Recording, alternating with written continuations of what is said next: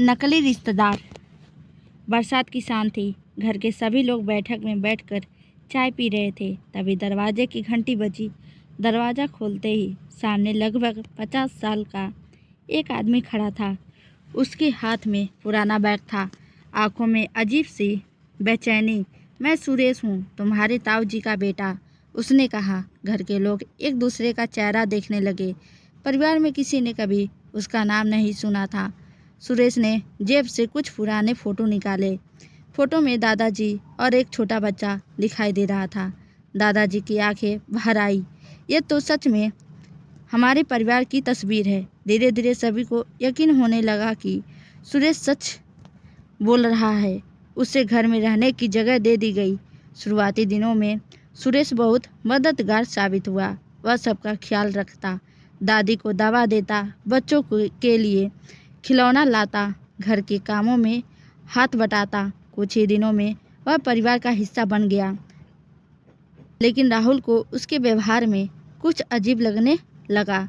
एक रात राहुल पानी पीने उठा। उसने देखा कि सुरेश चुपके से पापा के कमरे में जा रहा था।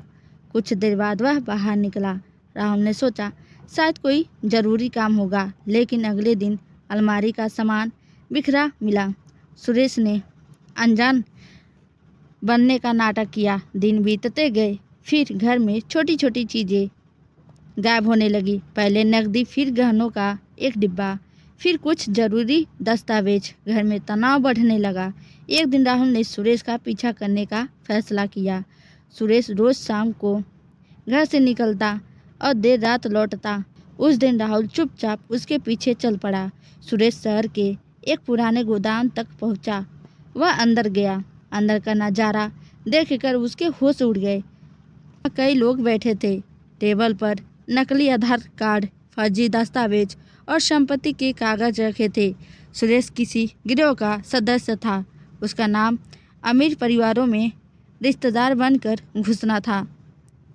वह महीनों तक भरोसा जीतता, फिर घर की जानकारी जुटाकर करोड़ों की ठगी करता। राहुल ने तुरंत पुलिस को सूचना दी, लेकिन तभी किसी ने उसे देख लिया। गोदाम के अंदर अफरा तफरी मच गई।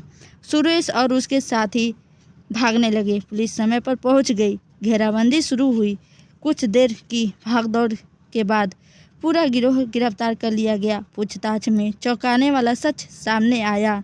सुरेश का असली नाम भी सुरेश नहीं था। उसने पिछले 10 सालों में दर्जनों परिवारों को अपना शिकार बनाया था। घर लौटकर दादी रोने लगी।